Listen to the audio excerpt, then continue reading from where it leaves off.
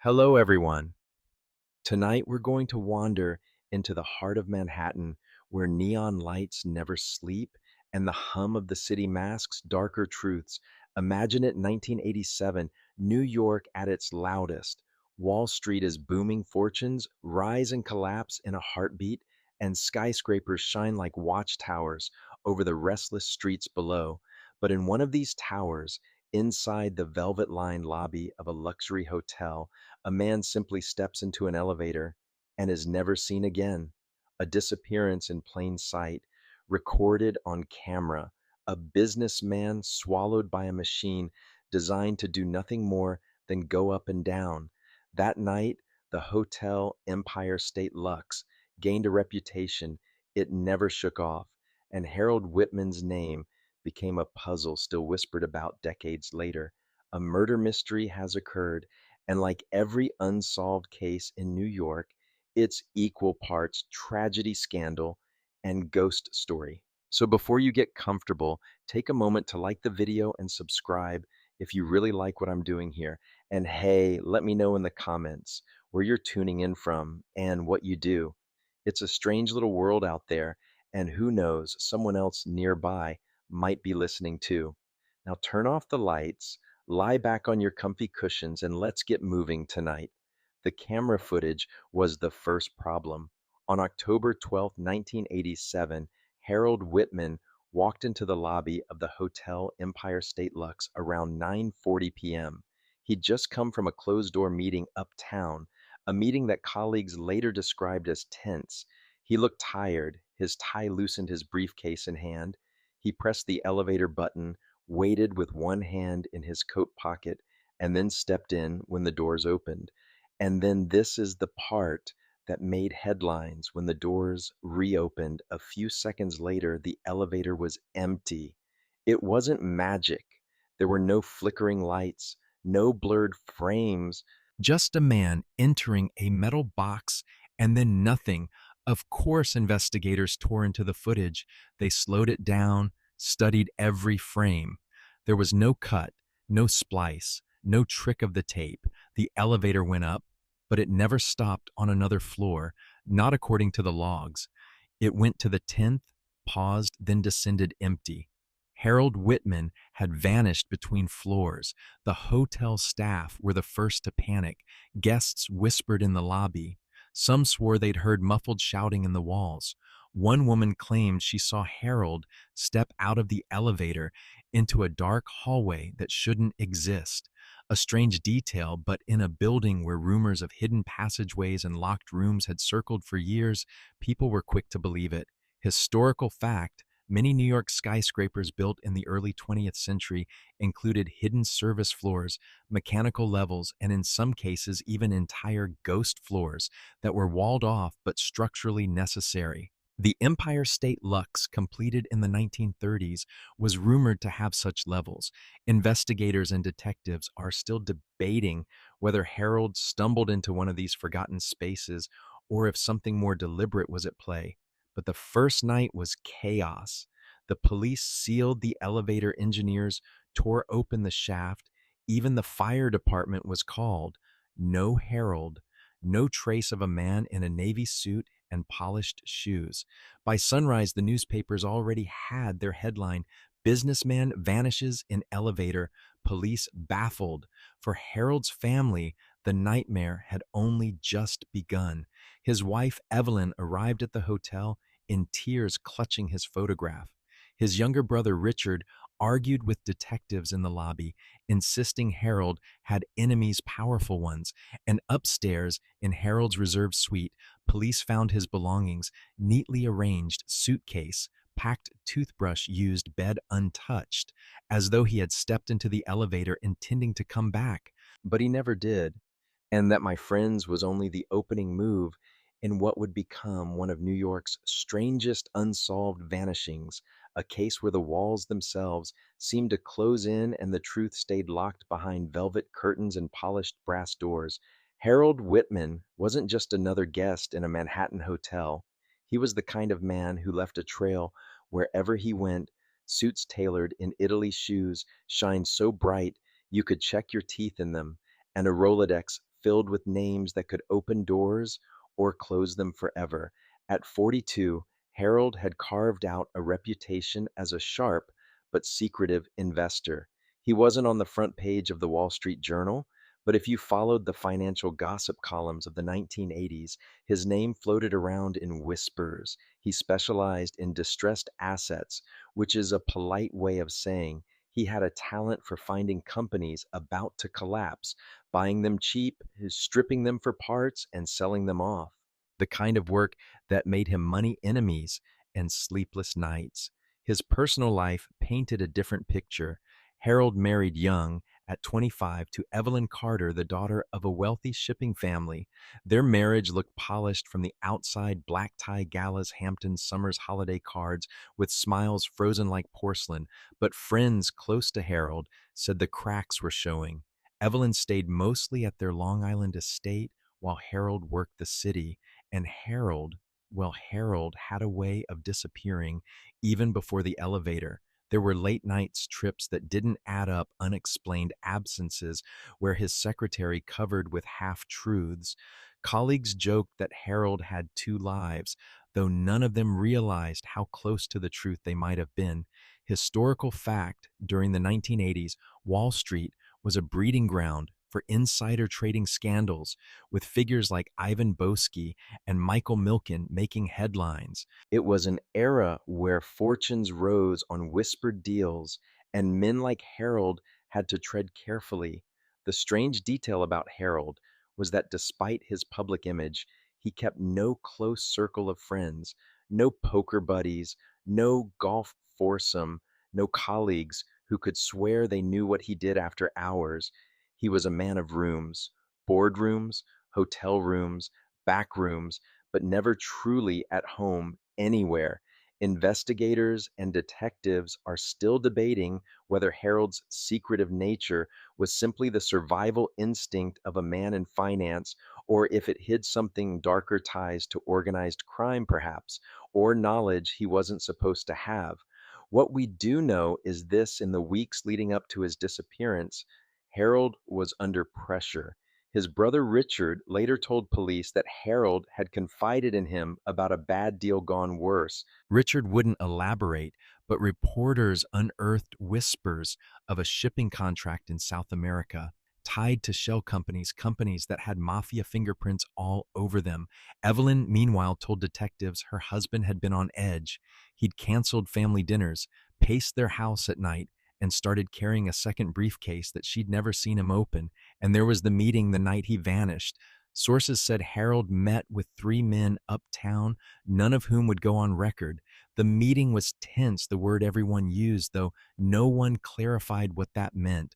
One waiter described Harold leaving in a rush, his tie loose, his face pale as though he'd just been given bad news. Then he went to the Empire State Lux. Then he stepped into the elevator. Then nothing. The picture that forms isn't of a man who disappeared by accident. It's of a man who walked into a trap, maybe one he didn't even see coming. And if Harold Whitman's shadowed life left him vulnerable, the hotel he chose that night was the perfect place for a disappearance. Because the Empire State Lux wasn't just a hotel, it was a character in the story with its own secrets buried in steel and marble. And those secrets, they were about to come to light. The Empire State Lux was more than a hotel, it was an institution. Rising 12 floors from the edge of Midtown Manhattan, its limestone facade glowed golden under street lamps, a structure built in the roaring 20s when money felt endless and every building had to look like a palace. By the 1980s, it was no longer the flashiest address in town, but it held something the newer glass towers couldn't replicate, prestige soaked into the walls. When Harold Whitman walked through the revolving doors that night, he wasn't just entering a hotel, he was stepping into a place layered with stories. Silent scandal, whispered trysts, deals made over whiskey in the velvet walled bar. The Lux was a building that had seen everything and kept its mouth shut. The lobby was a theatrical set piece, black and white marble tiles polished to a mirror shine, a chandelier the size of a small car dripping with crystal. gold leaf molding so ornate it seemed more fitting for a European opera house than a hotel in New York. Guests often joked the Lux was less a hotel and more a stage. Everyone who entered became an actor in some grand unscripted play. But what few people knew was that the hotel itself had secrets engineered into its design.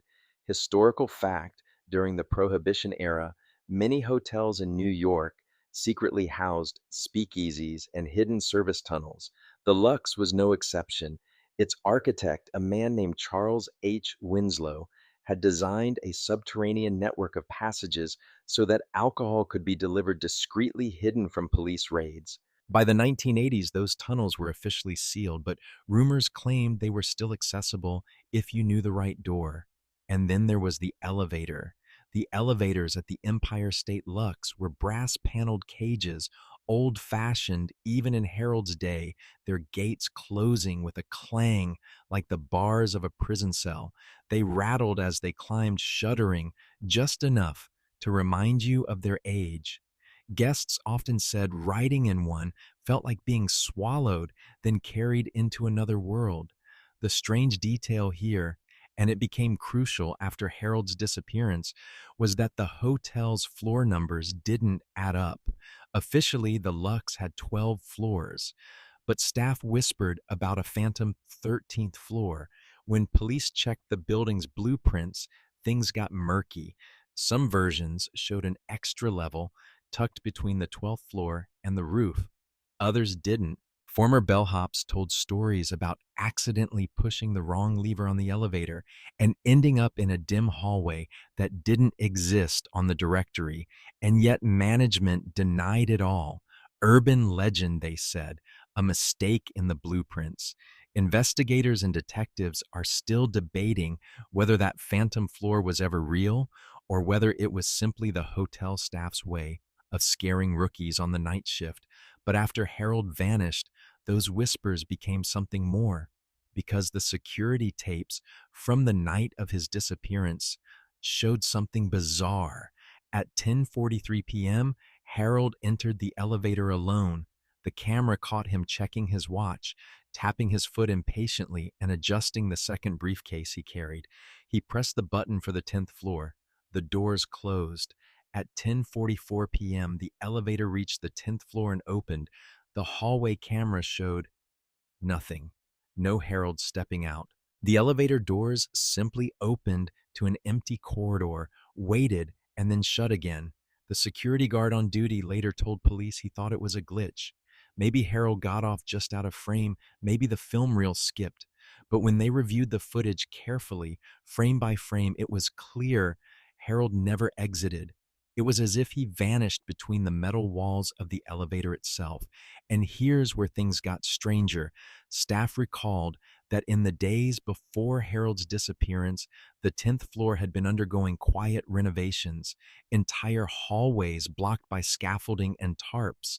Construction workers nobody seemed to recognize who never signed in or out. Some claimed they weren't even using the service entrance, they just appeared, worked a shift, and disappeared again. When police tried to find the renovation company, there was no record, no permits, no contracts, nothing. And that's where suspicion began to turn not just toward Harold's business life, but toward the hotel itself. Because maybe Harold hadn't been swallowed by thin air. Maybe he'd been swallowed by a building that was designed to hide things and people. Every disappearance has its timeline. Investigators like to lay it out in neat rows: this minute, that sighting, this call, that receipt.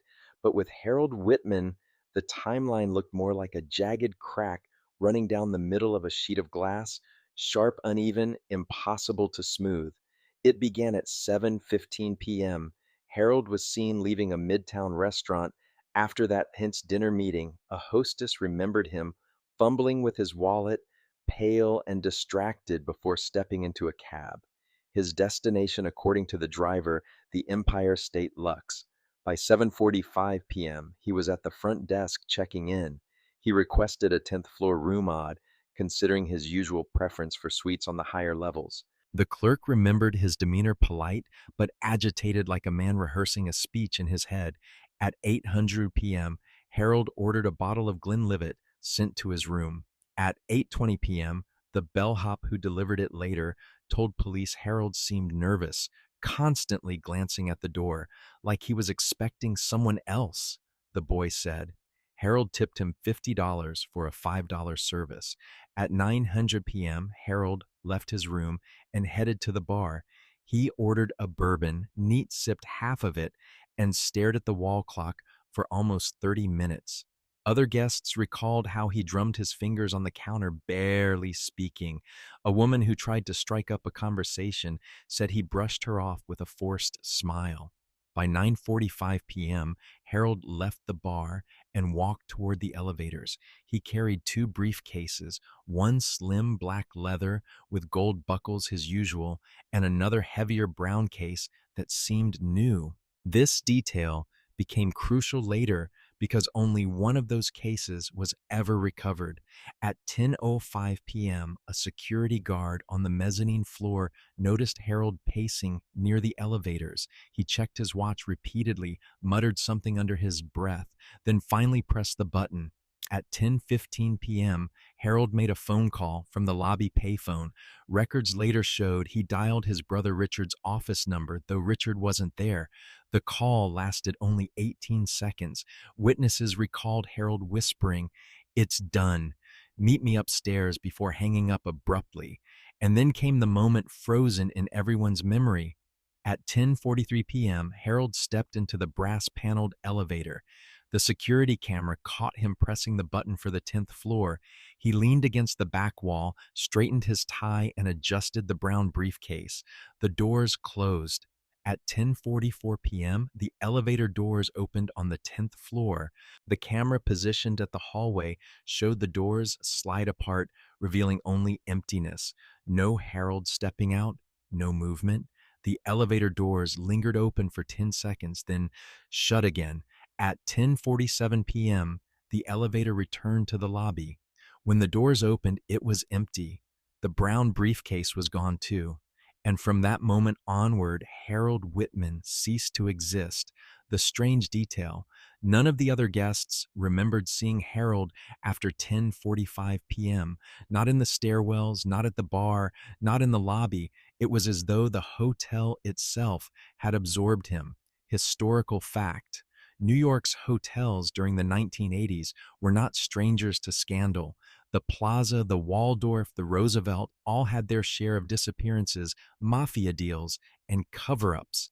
Manhattan was a stage where fortunes could change hands in a single night, often in smoke filled hotel rooms.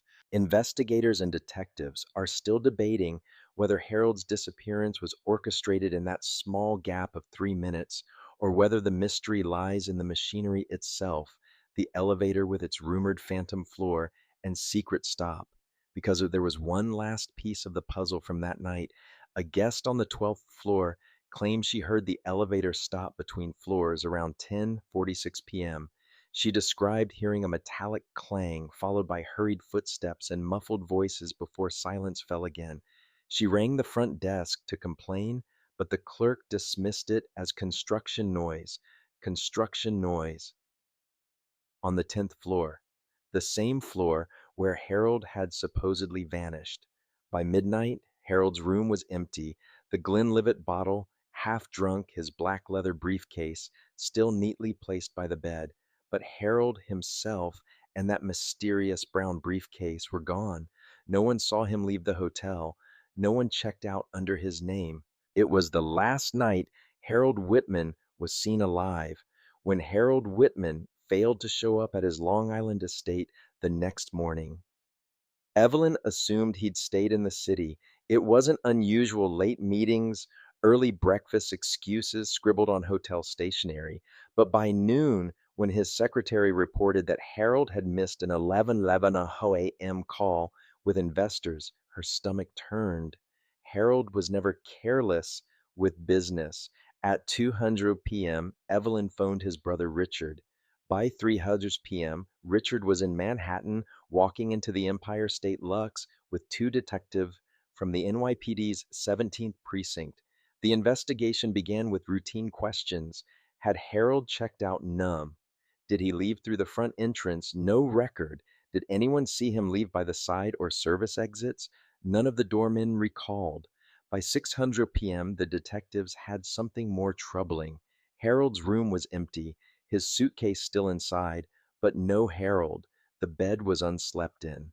The Glenlivet bottle, half drunk, sat on the table like a frozen clock.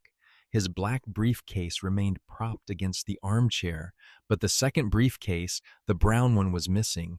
That detail immediately raised alarms.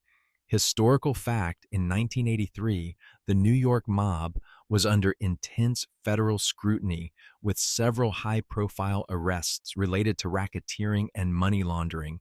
Briefcases often contained either cash or sensitive documents, either one dangerous enough to vanish with.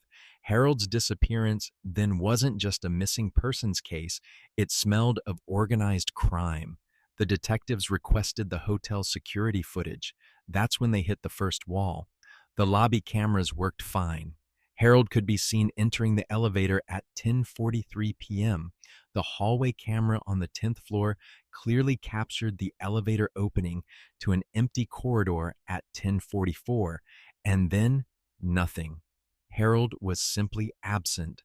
The strange detail: the elevator logs didn't match the tapes. According to the machine's record, the car had stopped, not at the 10th floor, but briefly between floors 9 and 10 at 10:44. Then it moved again, opened at the 10th, and returned to the lobby at 10:47. It was as though someone or something had manipulated the stop.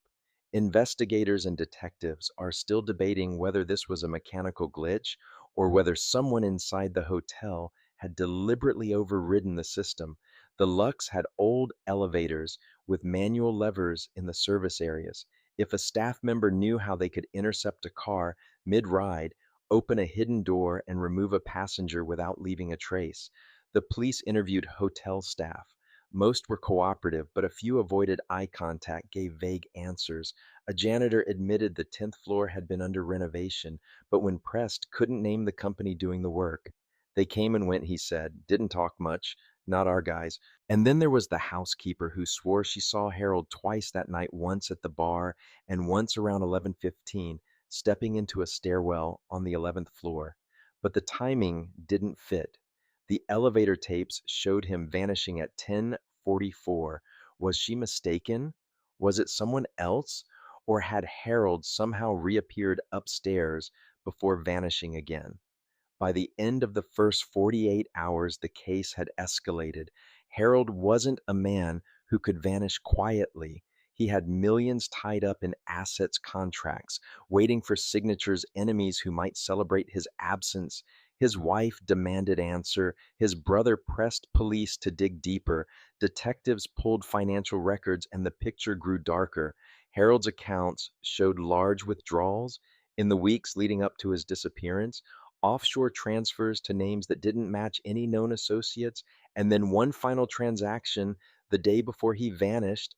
750,000 moved into a numbered account in Zurich. The press caught wind, and headlines screamed Wall Street financier missing in Luxe Hotel. Crowds gathered outside, journalists camped in the lobby. Flashbulbs went off every time detectives walked in or out, but inside, the mystery remained maddeningly unsolved. The hotel's blueprints raised new questions. Some showed sealed corridors on the 10th floor. Others hinted at a mechanical space between the 12th floor and the roof, what some staff called the phantom floor. But when detectives toured the building, they found no access points, no hidden doors, just walls. And yet, one maintenance worker swore he'd seen something once. Couple years back, elevator stopped where it shouldn't. Door opened to this narrow hallway, all dim like half-finished drywall. I didn't step out, just pressed the lever again. He shrugged. Maybe I imagined it, but I'll never forget the smell, like paint and rust. The possibility gnawed at detectives. Could Harold have been pulled into one of those forgotten spaces? Was the hotel itself complicit? Or was this less about architecture and more about the people who moved through it. Because if Harold had enemies, and by all accounts he had plenty, the Lux might not have been the scene of an accident at all. It might have been chosen. And that meant someone in the building that night knew exactly what happened in those missing 3 minutes. Every mystery eventually narrows to people: hotels, elevators, phantom floors, their scenery. What matters are the hands pulling strings behind the curtains. In Harold Whitman's case, three names rose quickly to the top: his wife Evelyn, his brother Richard, and the faceless men Harold was rumored to be doing business with. Let's start with Evelyn. On the surface, she was the grieving wife, pearl necklaces, black veils, hands clasped tightly as she sat through police interviews. She told detectives Harold had been distant in the weeks before his disappearance, that he often avoided coming home, and that she feared he was having an affair. He was hiding something, she whispered, but I didn't know what. Historical fact: in the 1980s, New York's divorce courts were notorious for brutal financial battles, especially among the wealthy. Evelyn stood to gain significantly if Harold were declared legally dead, half his estate, plus control over properties in Long Island and Palm Beach. The strange detail: Evelyn didn't call Harold's office or brother when he failed to come home that night. She waited nearly 16 hours before raising an alarm. When detectives asked why, she said she assumed he was busy. Was that patience or calculation? Now Richard, the brother. He was Harold's opposite: quieter, less polished a man, more comfortable with blueprints than boardrooms. He ran a small construction firm in New Jersey, but records showed Harold had funneled millions through Richard's company in what looked suspiciously like shell contracts, payments for consulting and site surveys that never happened. When detectives pressed him, Richard shrugged. That's how Harold did business. I didn't ask questions, but his eyes flickered, and more than one officer noted his nervous tics. Investigators and detectives are still debating whether Richard was simply a pawn, laundering money unknowingly, or whether he had turned on his brother. After all, Richard was the last person Harold tried to call on the night he vanished. Why Richard? Why not his lawyer or his wife? What did he expect his brother to do? And then there were the shadows, the men Harold met with at dinner that evening. Witnesses recalled three of them, all middle-aged, all wearing gray suits that looked more uniform than style. One had a scar across his cheek, another smoked a cigar, despite the restaurant's complaints, and the third barely spoke. No names, no receipts, no credit card payments. They left separately, blending into the night. Rumors spread quickly: mafia associates, European investors, or government contractors involved in something far bigger than shipping. Theories piled up. Some said Harold was laundering money for organized crime and had finally crossed the wrong man. Others claimed he was moving funds offshore, preparing to vanish deliberately, and something went wrong. And then there was one last suspect: the hotel itself. The Empire State Lux had been linked in whispers to the underworld for decades. In the 1940s, a famous gangster supposedly rented the entire 11th floor for months. In the 1960s, FBI surveillance claimed the Lux was a favorite meeting spot for politicians and crime bosses. And in the 1980s, ownership of the hotel had quietly shifted to a holding company with offshore ties. Nobody could quite pin down who really ran the Lux. The strange details surfaced when detectives reviewed the employee log from the night Harold vanished. Four names on the construction crew list didn't match anyone in the union. No addresses, no references, ghost employees. They'd signed in, but no one remembered seeing them leave, which begged the question: were those the same men from Harold's dinner? Did they follow him into the Lux, waiting for him to step into the one place where he was most vulnerable? A rattling elevator caught between floors. The puzzle pieces looked jagged, but the picture was forming. Evelyn, who had motive; Richard, who had opportunity; the business partners who had both; and a hotel with enough hidden corners to erase a man without leaving bloodstains. One detective wrote in his report, "This wasn't a disappearance. It was a performance. Every player had rehearsed their part, and the Lux was the stage. But in every performance, someone always forgets a line. And in Harold's case, that forgotten line would come from a single, overlooked witness, a hotel maid, who would change the course of the investigation with one chilling observation. It was often said that if you wanted to know the truth about a hotel, you didn't ask the managers or the doormen, you asked the maids. They were the ghosts of the corridors slipping in and out of rooms with carts that rattled like cages. They noticed what others ignored, and in Harold Whitman's case, one maid's memory cracked open the carefully painted surface of the Empire State Lux. Her name was Marisol Ortega, 32 years old, originally from Puerto Rico, working at the Lux for 6 years. She wasn't on the detective's original interview list. Housekeeping rarely was, but a sharp-eyed sergeant noticed her signature on the duty roster for the 10th floor the night Harold vanished. When detectives finally sat her down, Marisol fidgeted with the hem of her uniform. "I didn't think it mattered," she whispered, "but I saw him. Mr. Whitman. Twice." The first sighting matched the official timeline, Harold at the bar, bourbon in hand, staring at the clock. But it was the second sighting that set off alarms. According to Marisol, around 10:50 p.m., 5 minutes after Harold supposedly vanished in the elevator, she saw him again.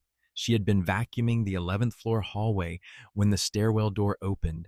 Harold stepped out, clutching the brown briefcase, looking frantic.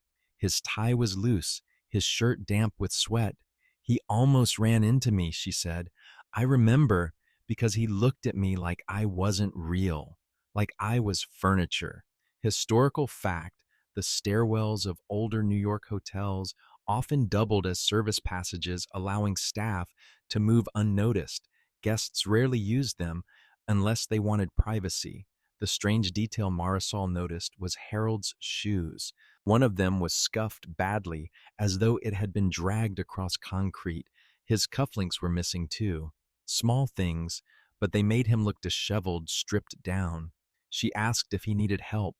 Harold shook his head sharply. Then he muttered something, two words she couldn't quite catch. To her ear, it sounded like floor sealed.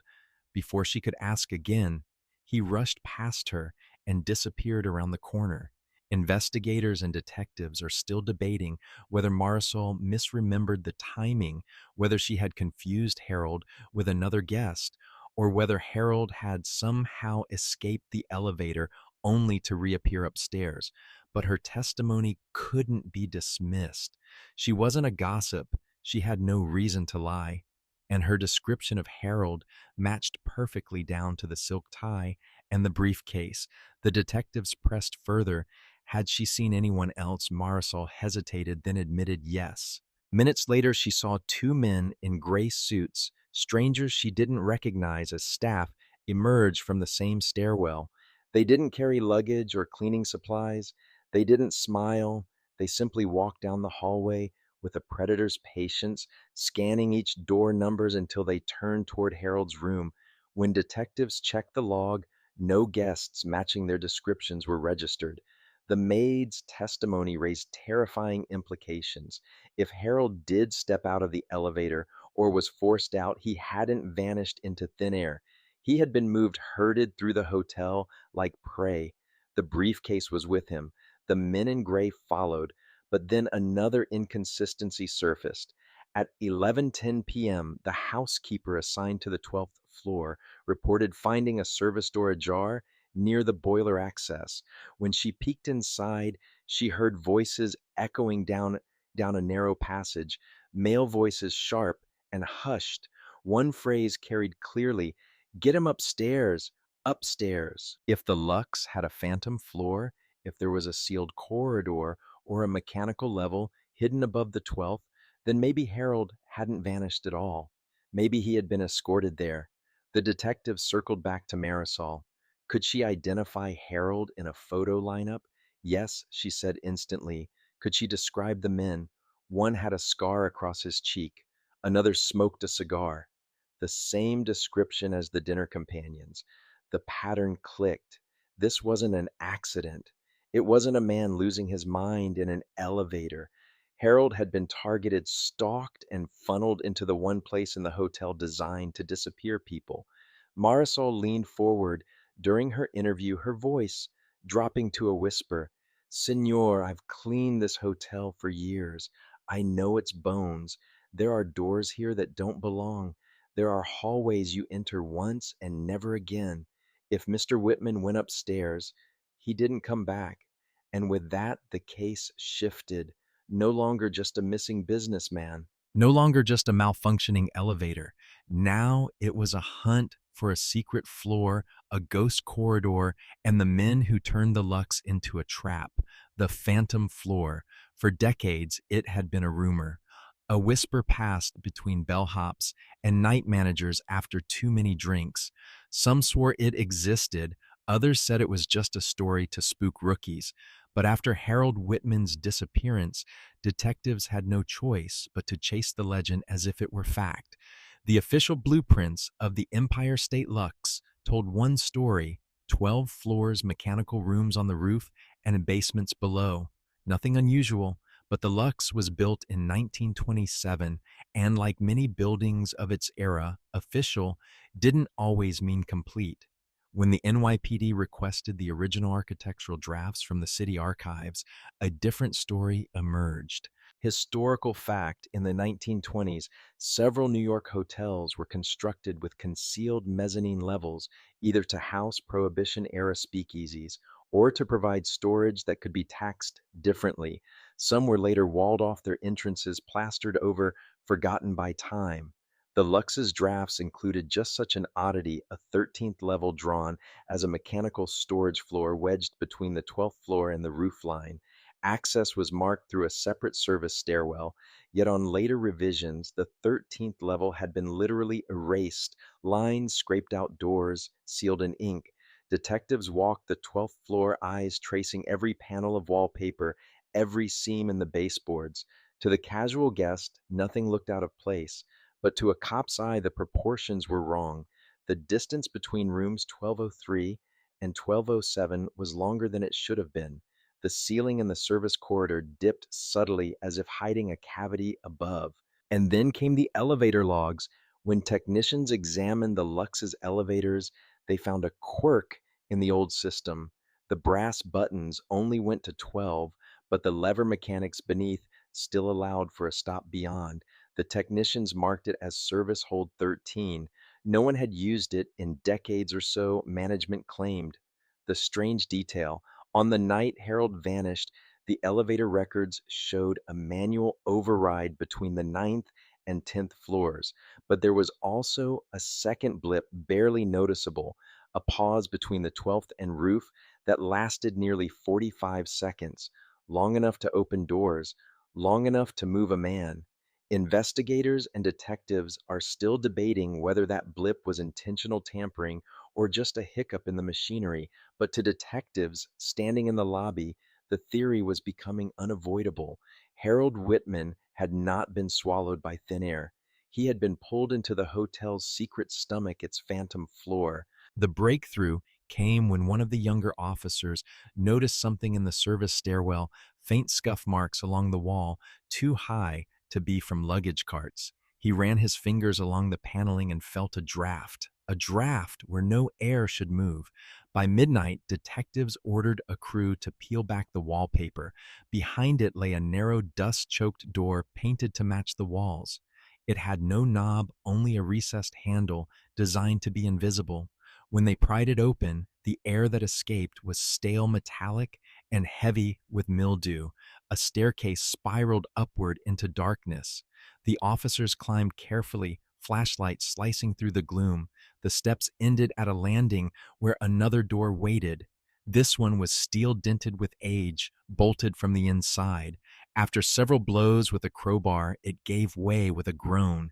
Beyond lay the phantom floor. It wasn't finished like the rest of the Lux. The walls were raw concrete wires, snaking along exposed beams. The ceiling hung low pipes dripping condensation. It looked more like a bunker than a hotel. But what stopped the officers cold were the rooms. Narrow chambers lined the hallway doors without numbers, only iron locks. Some were empty, filled with dust and forgotten furniture, but others showed signs of recent use footprints in the grimed cigarette butts, still fresh, a half empty coffee cup perched on a crate, and then there was the smell, paint, and rust, just as the maintenance worker had described. This was no mechanical floor. This was a hidden space designed for secrecy, for holding people or things that were never meant to be found. The question wasn't whether Harold had come here. The question was whether he ever left. The phantom floor was colder than the rest of the Lux, as though it had been sealed away from a heat and light for nearly a century. Dust curled in the beams of the detectives' flashlights, shifting with every breath and every cautious footstep. At first, the rooms appeared barren, bare walls, crumbling plaster, warped wooden doors. But as the team fanned out, their lights revealed a series of objects that shouldn't have been there. On a crate in the corner of the first chamber lay a guest ledger, its leather cracked with age. The cover was stamped with the hotel's name, but the pages inside were stranger still names, written in an elegant hand date spanning decades. Some names were crossed out, others underlined. No room numbers, no billing records, just names. The strange detail, the last entry was dated the very night Harold vanished, and his name, Harold Whitman, was written in ink that hadn't yet fully dried. Detectives exchanged uneasy glances. Someone had been here writing in this book long after the Lux supposedly sealed the floor off. Moving deeper into the corridor, another discovery waited. A series of photographs pinned haphazardly along a peeling wall.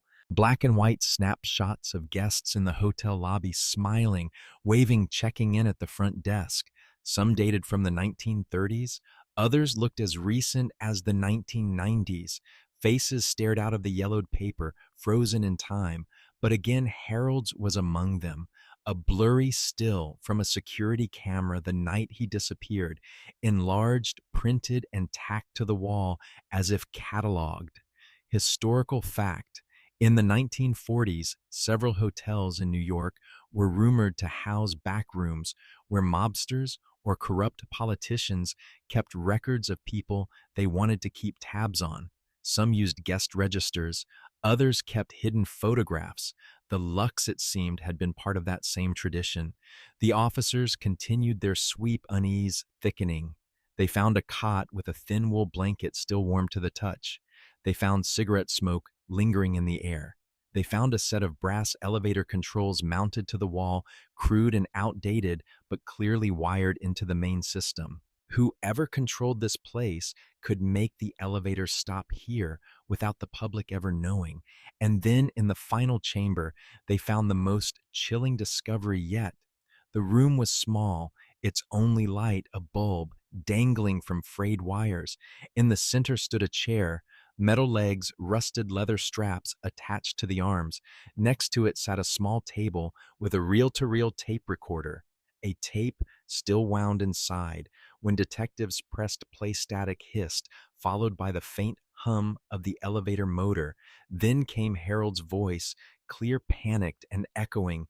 "Hello, hello, what is this? Why are you taking me here?" A pause, footsteps, a door slamming, then silence. The tape clicked off. For a moment, no one spoke. The phantom floor was no longer just a rumor. It was a prison, and Harold had been dragged into it.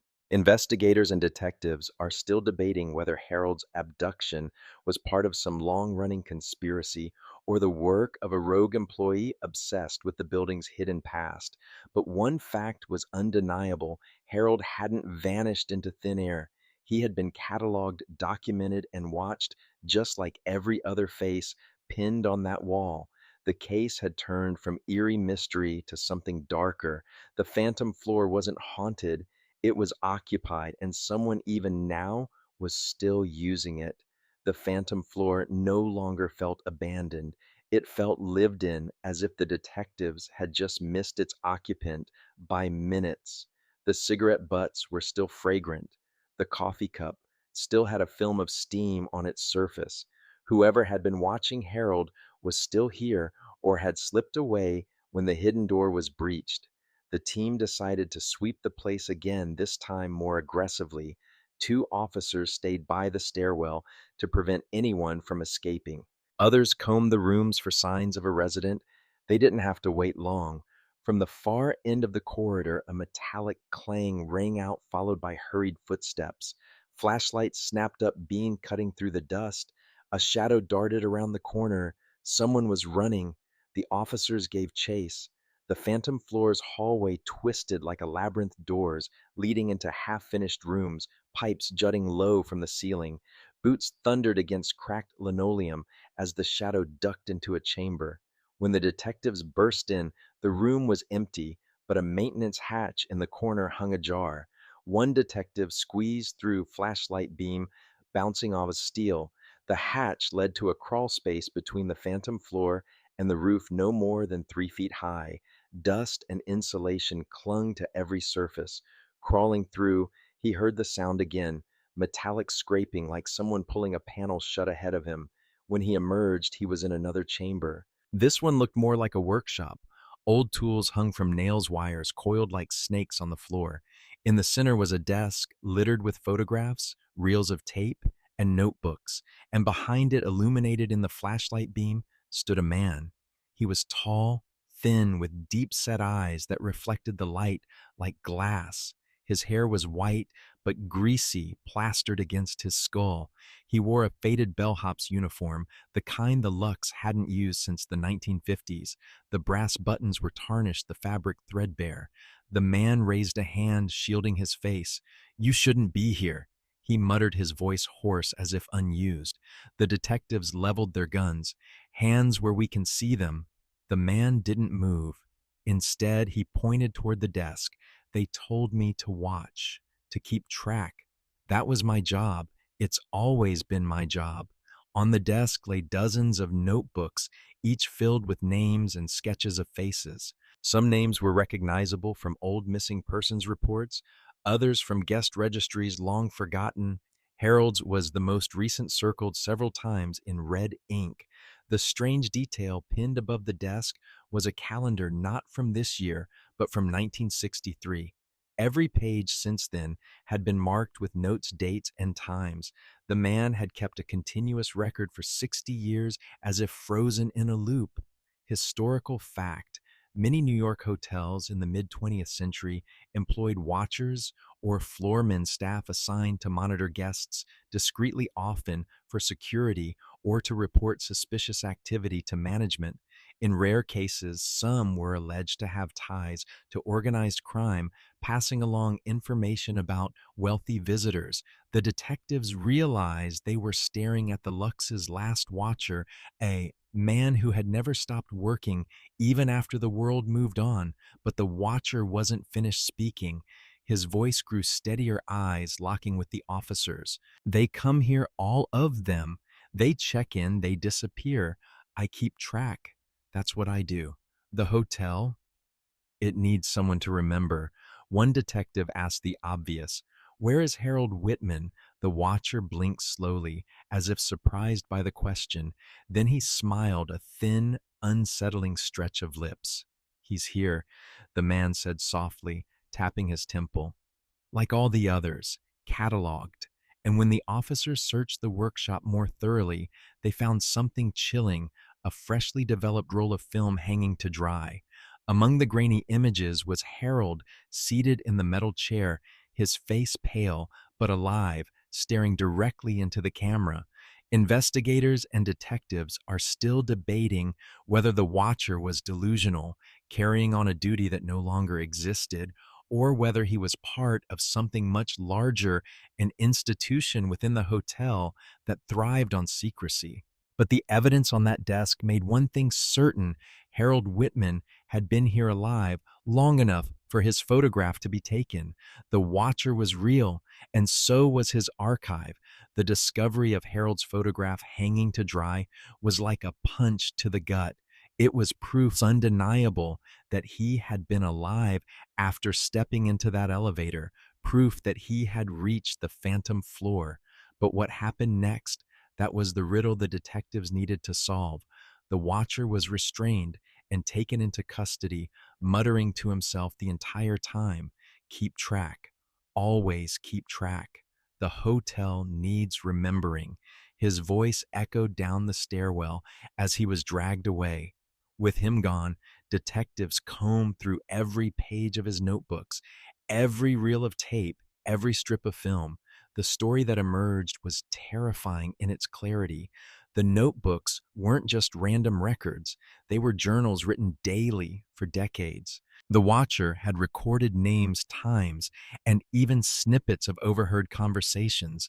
Some entries read like fragments of gossip. Mrs. G from Chicago argued with her husband in the lobby, 8:13 p.m. Others were darker. Mr. R from Philadelphia, taken to room 13, never returned. And there it was, written in spidery ink on the final page: Harold Whitman, brought to 13, sat in chair, cataloged. The strange detail was that Harold's entry ended with a question mark. None of the earlier names ever had one. Detectives loaded the reel to reel tapes into an evidence bag and later played them back at headquarters. On one recording dated just 2 nights before Harold vanished, the watcher could be heard humming an old jazz tune from the 1930s, his voice raspy. Then faintly another voice broke through. "Why am I here? What do you want?" The sound of shuffling feet, a chair scraping against the floor, and then the click of the tape shutting off. It was Harold's voice. Historical fact, reel to reel recorders were used widely through the 1960s, but by the 1980s they had been replaced by cassettes. To find one still operational in the 2020s was like stepping into a time capsule. Yet the watcher had not only maintained his, he had kept recording. Detectives pieced together Harold's last hours like a grim jigsaw puzzle. He entered the elevator at 10:37 p.m. as captured on lobby security. The elevator logs showed the blip to the phantom floor minutes later. At roughly 11:05, the watcher's note said Harold had been sat in chair. The photograph pinned above the desk showed him wide-eyed, his shirt collar rumpled as if he'd struggled. The chair's leather straps were visible in the frame, though loose rather than bound. His expression wasn't one of pain, but confusion, like a man who didn't yet know the rules of the game he'd stumbled into. Detectives debated whether Harold had been interrogated, studied, or simply observed. What was the purpose of these catalogs? Why record names, faces, and moments, but never demand ransom, never leave behind a body? The tapes provided one chilling clue. In one after Harold's faint protest, the watcher whispered almost lovingly, "You'll be remembered. You'll be part of the collection. That's all anyone can ask." But the tape ended before revealing Harold's fate. The search of the phantom floor uncovered no body, no clothing, no wallet, only that single image and the watcher's meticulous notes. The question gnawed at investigators: if Harold was taken up there, where did he go next? Did he escape? Was he moved again? Or did the phantom floor have other passages, ones they had yet to discover? The watcher, when pressed, gave only cryptic replies. "He's here," he said, tapping his temple. "He's here with the others, all catalogued." But then, in a quieter moment, as if speaking to himself, he added, "Sometimes they slip away. Sometimes the hotel lets them go." Investigators and detectives are still debating whether Harold was killed hidden elsewhere or released. But one fact stood clear: Harold's last hours had been spent in that chair, under the gaze of a man who had devoted his life to watching strangers disappear. And somewhere in the Luxe's twisting architecture, the final clue to Harold's fate was still waiting to be found. The phantom floor had already proven itself stranger than anyone expected, but as detectives studied its blueprint against the original 1927 drafts, one discrepancy kept tugging at their attention. The plans hinted at a second stairwell, one that should have connected the phantom level to the hotel's sub-basement. Yet in the physical space, that stairwell was nowhere to be found. For days, crews hammered at walls, tapped along concrete, ran ground penetrating scanners. At first, they found nothing. But finally, behind a rusted utility locker in the watcher's workshop, they uncovered a narrow steel door, welded shut and concealed under decades of paint. The welds looked newer than the surrounding metal, as if someone had deliberately sealed it in recent years. When the team pried it open, a wave of cold air burst out, carrying with it a scent of damp earth and mildew. A staircase descended steeply into darkness, narrower than any public stairwell. The walls were rough concrete, unfinished. This wasn't a guest passage, it was a service artery, hidden deliberately from anyone who didn't know it was there. At the bottom, the stairwell opened into a brick tunnel. The ceiling dripped with condensation water pooling underfoot. Old light fixtures dangled uselessly overhead, glass shattered, yet fresh footprints pressed into the silt along the floor. They weren't alone down here. The tunnel ran beneath the Lux, stretching toward the block's edge. Detectives followed it cautiously, beams of light cutting across graffiti older than the hotel itself. Historical fact, New York is laced with forgotten passageways, service tunnels, coal delivery shafts, even hidden bootlegging routes from the Prohibition era. Many still exist beneath hotels and theaters, long abandoned but never demolished. After several minutes, the tunnel ended at a brick wall, but something about it seemed false. The bricks were cleaner, straighter, and when one detective knocked, the sound was hollow. A concealed panel added decades later. They pushed and the wall shifted. Behind it, a narrow shaft rose upward, ending at a heavy iron grate.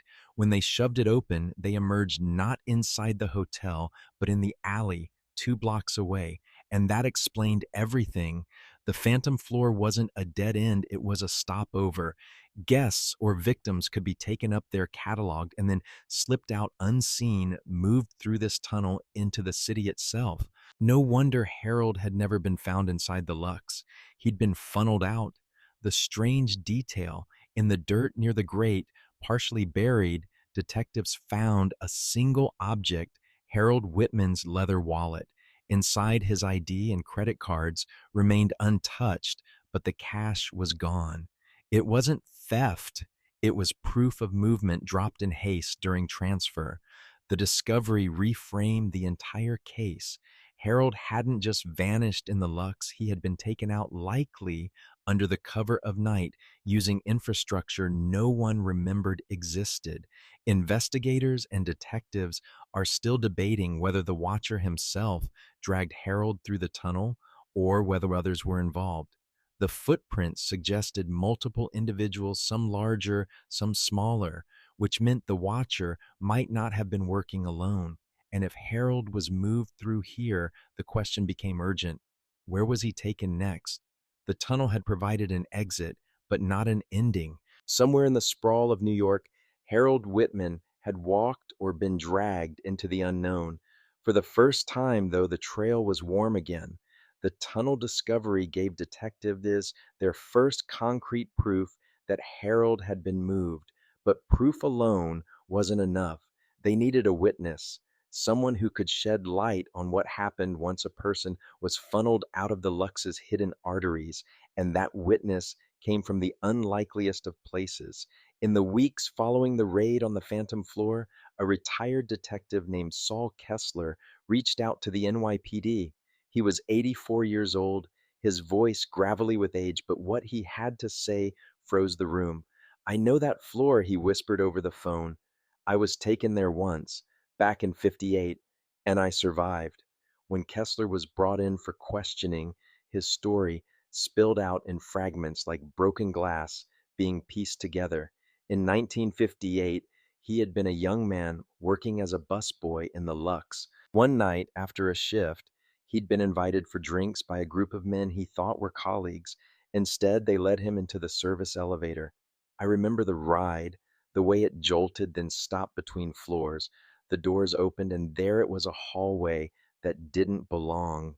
Concrete walls, low ceiling, the air stale like a basement. They took him to the same chair Harold would one day sit in, strapped him down, asked him strange questions where his family was from, whether he'd spoken to certain guests, if he knew about deliveries. But the worst part wasn't the questions, Kessler said. It was the feeling, like I wasn't meant to be a person anymore, just a name in a book, a face on a wall. After hours, they released him, not because of mercy, but because they'd realized he was just a kid not worth cataloging. He was dumped through a hidden stairwell that spat him out into an alley, and he had never spoken of it, not once. For decades, he buried it, assuming no one would believe him. Historical fact. In the 1950s and 60s, dozens of service staff in luxury hotels across New York were rumored to have been disappeared for overhearing the wrong conversations. Some turned up days later in alleys, dates but alive. Others never returned. Newspapers called them whispers in the city incidents with no names, just rumors. Kessler leaned forward, his old hands trembling. What you found in those notebooks, that's exactly what I saw. They kept files, names, faces, guests who didn't fit. It was like the hotel itself had a second guest list. The strange detail he remembered most vividly was the watcher. Even then in 1958, the man wore the same bellhop uniform, though newer then. His eyes were the same unblinking glassy. He never aged, Kessler said with a shiver, looks the same today as he did 65 years ago. That single claim sparked fierce debate. Investigators and detectives are still debating whether the watcher was truly the same man or whether there had been multiple watchers over the decades, each inheriting the uniform and the role like a curse. But Kessler gave them one crucial piece of information. The tunnel didn't just end in the alley. In the late 50s, he swore he had seen side passages branching off, leading deeper under the city. I didn't go that way. They pushed me out quick, but I know there was more rooms, more doors. It wasn't just a tunnel, it was a network. The implications rattled every detective in the room. If Kessler was right, Harold hadn't just been moved through a single passage. He could have been swallowed into a maze of forgotten infrastructure beneath Manhattan. And if others had been taken that way, the phantom floor wasn't just a quirk of the Lux, it was the tip of something much larger. Detectives had heard rumors for years about New York's forgotten underbelly, abandoned subway stations, sealed off speakeasy routes, tunnels dug for utilities that never quite aligned with city plans. But Saul Kessler's testimony gave them something more tangible, a direct connection between the Lux and that labyrinth. With his shaky directions and the tunnel already exposed, the NYPD organized a joint sweep with city engineers. The grate in the alley was forced wide open, and teams descended with stronger lights, mapping equipment, and a healthy dose of dread. At first, the tunnel followed the route detectives already knew, damp bricks dripping ceilings, footprints pressed in the silt.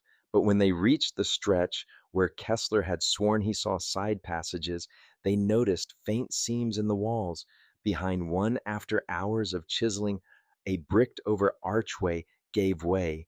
The space beyond was vast. It wasn't just one passage, but a network of intersecting corridors, brick lined shafts, veering in different directions, some wide enough to walk two abreast others, forcing men to stoop low. Rusted pipes ran like veins overhead, and the walls carried graffiti, scrawled in decades old paint. Historical fact. During the 1920s and 30s, New York was riddled with bootlegger tunnels, hidden pathways beneath hotels, bars, and theaters that allowed liquor to be smuggled unseen during Prohibition. Many were sealed after repeal, but not all. Some were repurposed by gangs, others forgotten entirely. What chilled detectives wasn't just the existence of these tunnels, but what they contained. One corridor opened into a chamber lined with wooden crates. Inside were stacks of yellowed photographs, each one of guests from different decades. The cataloging extended far beyond the Lux. These faces were from other hotels, other neighborhoods, other lives. The watcher or watchers had been part of something sprawling. Another chamber held furniture, a half rotted bed frame, a mirror cracked across its face, a pile of moth-eaten blankets. Someone had lived down here for years, maybe longer. And then came the strange detail that tied everything back to Harold. In one narrow alcove, pinned to the wall with a rusted nail, was a strip of film. When detectives shone their lights on it, Harold's face emerged translucent and ghostly, caught mid-blink. Next to it, written in marker, was a single word: remember. The further they went, the clearer it became. This wasn't just a tunnel system. It was a network designed for movement concealment and observation, and Harold had been processed through it like countless others before him. But the final passage they discovered was the most disturbing of all. It sloped downward, deeper beneath the city, until it opened into an old subway spur abandoned since the 1940s. The rails were rusted, the ties rotting, but fresh footprints cut across the dust. Someone was still using it. Investigators and detectives are still debating whether this underground network was maintained by a single obsessive man like the Watcher, or whether it was an inherited system passed down through generations of hotel staff mobsters or secret societies. But the evidence was undeniable. Harold had been moved far beyond the Lux into a web of tunnels no one even knew existed anymore. The question now wasn't whether Harold disappeared in the hotel. It was whether he ever made it out of the underground alive. By the time detectives traced the footprints into the abandoned subway spur, weeks had passed since Harold's disappearance. Hope was thinning, but deep underground they found something that shattered the case wide open. The spur ended at a steel door bolted shut from the inside. When it was finally pried open, the team's flashlight spilled into a cavernous room. The air was stale, the silence thick, and in the center of the room was a table covered in stacks of notebooks, the same kind found on the phantom floor. Only these notebooks were different. They weren't just catalogs of guests, they were ledgers, dates, transfers, locations, a web that stretched across decades, mapping movements of the disappeared. Pinned to the wall behind the table was a corkboard layered with photographs, faded Polaroids, black and white portraits, even digital prints. Some faces had been crossed out. Others had notes scribbled beneath them, unfit observed, moved. And there among them was Harold's face. But unlike the others, Harold's photo wasn't crossed out. Beneath it, written in a hand that matched the old ledgers, was a chilling note: the last one. That's when detectives noticed the cot in the far corner.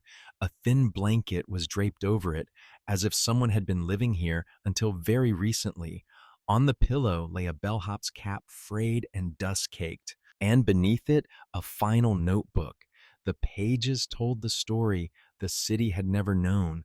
The Watcher was not one man, but a lineage. For nearly a century, certain staff members of the Lux had inherited the role of observer, keeper, and collector. Their task was to monitor guests who didn't belong, to remove them, and to ensure the hotel's secrets stayed buried. The tunnels, the phantom floor, the ledgers, it was all part of a hidden tradition, a secret order that began when the hotel was built. Over time, the practice grew less organized, more ritualistic. By the 1970s, the Watchers no longer served any real purpose. They were just keeping the cycle alive. But Harold, it seemed, broke the cycle. His disappearance was the last entry. The notebook ended with one haunting line: "We are finished. The hotel is no longer ours." Historical fact: in real life, many of New York's luxury hotels, built in the early 20th century, did contain secret tunnels for mob activity, prohibition smuggling, or discreet movement of guests.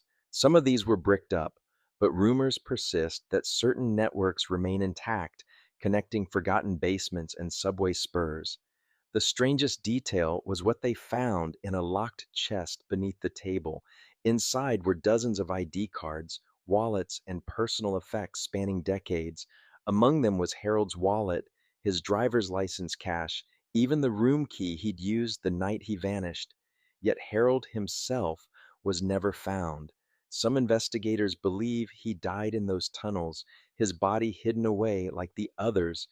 Others point to the note, "the last one," and argue Harold may have been released, the final act of a dying tradition, a man forced to carry the burden of secrets no one else would ever understand. To this day, the true fate of Harold Whitman remains one of New York's most haunting unanswered questions. But the phantom Floor the Watcher and the tunnels beneath the Lux are no longer just rumor. They are part of the city's dark history, proof that sometimes the walls of old hotels remember more than they should.